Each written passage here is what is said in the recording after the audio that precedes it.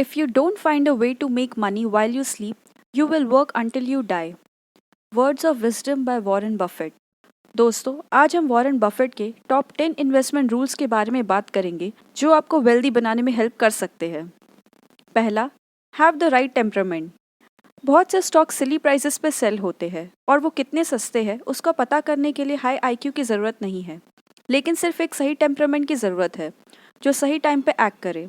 आपको ज़्यादा स्मार्ट होने की ज़रूरत नहीं है इस बिज़नेस में, सिर्फ सही टेम्परामेंट होना चाहिए कि सही स्टॉक को ले और पेशेंस से उसके साथ रहे, उसको बेचे नहीं चीप प्राइस पे। और आपको लोग क्या कह रहे हैं उसको इग्नोर करना होगा और सिंपली फैक्ट्स पे डिसाइड करना होगा कि जो स्टॉक एक्स प्राइस पे सेल हो रहा है वो 2x के वर्थ है कि नहीं। दोस्तों, अगर आपको ये वीडियो पसंद आ रहा है तो इस चैनल को लाइक, शेयर और सब्सक्राइब ज़रूर करें। दूसरा रूल है, think of a stock as part of a business. ये बहुत इंपॉर्टेंट है कि जो स्टॉक आप खरीदें उसको अपना एक बिजनेस का पार्ट समझें। और जब आप ऐसा करते हैं तो आपको स्टॉक मार्केट फ्लक्चुएशंस पे ध्यान नहीं देना चाहिए। वो बढ़ेंगे गिरेंगे, तो ज़्यादा खुश नहीं होना चाहिए जब वो बढ़े और दुखी भी नहीं जब वो गिरे। तो जब आपको एक बिज़नेस के बारे में समझ है और वो गिरा है तो आपको उसको और बाय करना चाहिए, क्योंकि आप उसको एक बिज़नेस की तरह ट्रीट करोगे। दोस्तों, इन्वेस्टिंग और स्टॉक मार्केट से रिलेटेड अगर आप बुक्स बाय करना चाहते हैं तो डिस्क्रिप्शन में लिंक्स दी हुई है, उस पर क्लिक करके आप बाय कर सकते हैं। तीसरा रूल है, अंडरस्टैंड अकाउंटिंग। आपको इस बिज़नेस में आने के लिए अकाउंटिंग समझनी ही पड़ेगी। यही इन्वेस्टिंग की लैंग्वेज है। ये उस तरह की है जैसे आप एक फॉरेन कंट्री में हो और आपको उसकी लैंग्वेज नहीं आती।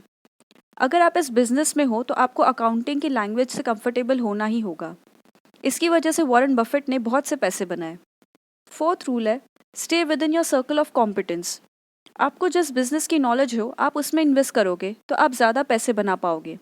अगर आपको किसी बिज़नेस के बारे में ही नहीं पता होगा तो आप उसकी सही वैल्यू कैसे पता करोगे। बिज़नेस को समझने का मतलब ये नहीं कि जैसे कंप्यूटर कंपनी हो तो आपको कंप्यूटर चलाना आता है कि नहीं।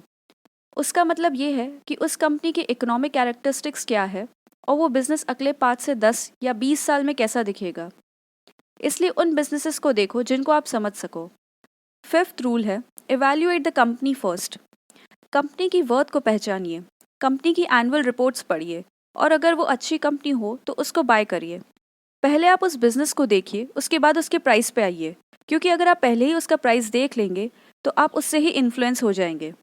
तो पहले कंपनी देखिए, उसकी वैल्यू निकालिए और फिर प्राइस देखिए, और अगर उसकी प्राइस उसकी वैल्यू से कम हो तो उसको बाय कर ले।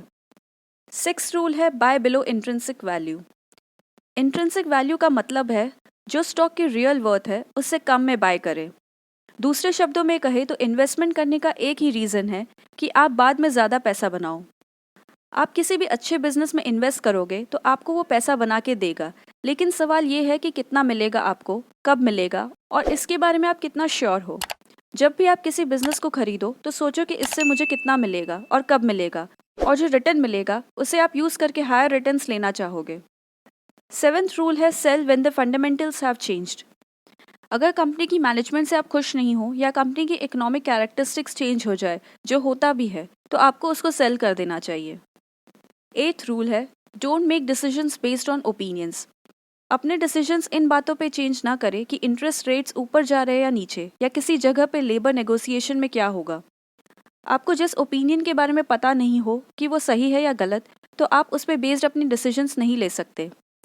तो बाहर के फैक्टर्स आपके एक बिजनेस में इन्वेस्ट किए हुए डिसीजन को अफेक्ट नहीं कर सकते।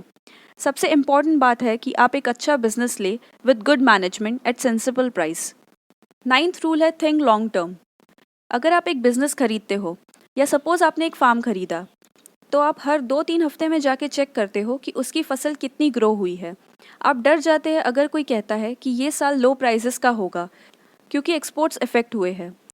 तो अगर आप एक फार्म खरीदते हैं तो आपके हर रोज़ वहाँ जाने से फसल बढ़ नहीं जाएगी, और आपको पता है कि कुछ साल ऐसे होंगे जब आपको फसलों की अच्छी कीमत नहीं मिलेगी। आपको पता होगा कि बाकी लोगों से आपको ईल्ड बेहतर होगी। आपने फार्म खरीदा है तो आपको इकोनॉमिक प्रिडिक्शन से कोई फ़र्क नहीं पड़ेगा, वो टाइम के साथ आपको अच्छे पैसे बना के ही देगा। तो आपको लंबे समय के लिए सोचना होगा, आप जिसमें भी इन्वेस्ट करें। आप लंबे समय के लिए इन्वेस्ट करोगे तो चीज़ें थोड़ी तो बदलेंगी ही, लेकिन आपको वो सोच कर बाय नहीं करना चाहिए। 10th और लास्ट रूल है, have a margin of safety. Famous lesson है मार्जिन ऑफ सेफ्टी से रिलेटेड। कि आप उस ट्रक को नहीं चलाओगे जिसका वजन 4000 किलो का हो और जो ब्रिज आप क्रॉस कर रहे हो उसकी लिमिट 4500 किलो की हो, क्योंकि आप उसके बारे में श्योर नहीं हो सकते। अगर आप ऐसा कुछ देखते हैं तो आप वहाँ से निकल जाते हैं और उस ब्रिज को ढूंढते हैं जिस पे लिमिट 9000 किलो की हो, और आप उसको ड्राइव करके उसको पार कर लेते हैं। तो शेयर को जिस प्राइस पे बाय करते हो उसमें सफिशिएंट मार्जिन ऑफ सेफ्टी होना चाहिए।